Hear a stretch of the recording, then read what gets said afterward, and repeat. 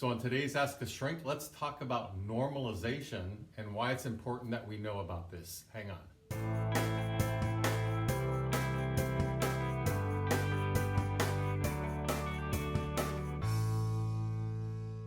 So in this video, I want to talk about normalization in general. I'm going to, or at least I had the idea initially of applying it to emotional incest, but we can also apply it to any kind of abuse and also to what's going on in society in general. I thought, let me just lump this all together because it's important and it applies to everything in our life. And given some of the turmoil in the world right now and what's going on and fake news and everything else, it's an important term to understand and to talk about. So the normalization of something is when an idea, an attitude, a behavior begins to be taken for granted. It's normal. Lots of people are doing it and accepting it. It becomes sort of natural in everyday life. That's normalization. Now it applies to our family life, family systems, the same way it applies to society in general. And that's what gave me the idea to lump it all together. So what happens in families if you grew up as a victim of emotional incest, or if you've been the victim of any kind of abuse, the reason it may have begun to happen is because everything began to seem very normal in your family in regards to this abusive behavior. So let's pretend there's emotional incest or some other kind of abuse, physical, sexual, verbal abuse going on in your home. After a while, people get worn down, the family members, because let's say it's coming from a parent and it's just coming. They get used to it, they hate it, but they don't know what to do about it. And after a while, it just seems normal.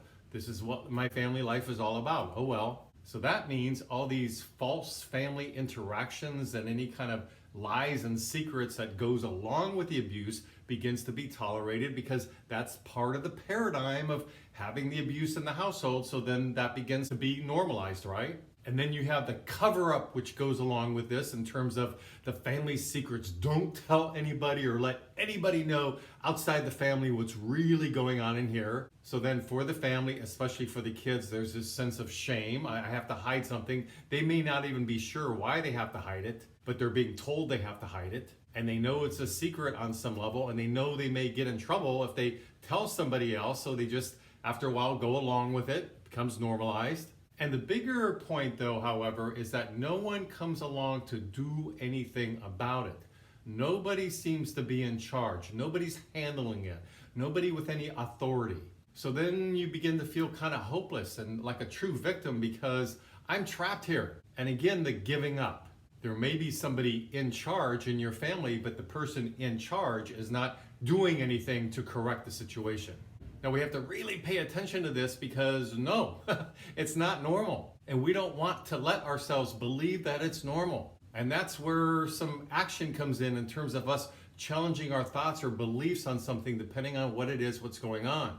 You may have to tolerate something for a while because maybe there's nobody safe to tell, but that doesn't mean you have to believe that it's normal. Now it's hard to do it when you're in it, right? Especially for a kid who's a victim of emotional incest, let's say.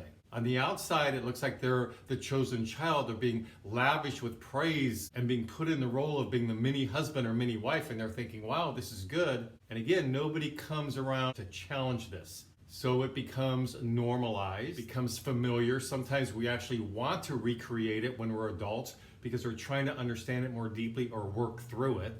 And this ties into our recent Netflix series, which just started a couple weeks ago in early September, which has been getting a lot of media attention, and I'm glad it's getting media attention. And I even did a video on it. You can look that up. I'll have the link below if you're interested in watching it. And the show is called Cuties, and it's about 11-year-old girls who are in a twerking competition. And some people may watch that and think, no big deal. There's no actual sex going on in this episode. But people are upset because it's the notion that Netflix can put out a show like this, which begins to lower the bar. And then we begin to think that the sexualization of 10 or 11-year-old girls is okay. And on some levels, depending on how you look at it, that normalization could be being done for a reason.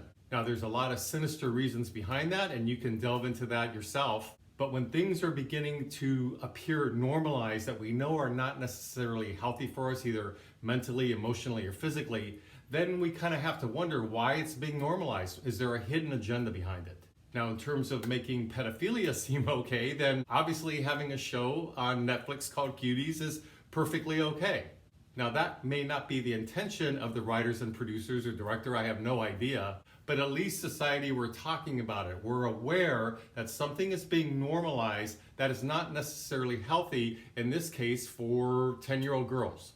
But this psychological term can also apply to our world, our society in general right now, because there's a lot of upheaval happening right now, a lot of divisiveness, a lot of fake news, a lot of people very upset and emotionally withdrawn and really having a hard time dealing with it. And as a therapist, and most therapists, we see this now in our practice because we're getting more business because people are really stressed out. So what happens with normalization is, you could say, people are falling asleep at the wheel. And whether it's with the family or in society in general, don't fall asleep at the wheel. You need to be aware and you need to do research for yourself. When this happens, then you're not taking responsibility for yourself or your family or for society at large, maybe in terms of voting or something. You're just not taking responsibility because you're thinking no one's in charge. Remember when I gave that example with the family? Well, you need to be in charge. You need to look inward depending on what the issue is and decide for yourself what's right or wrong or what works for you.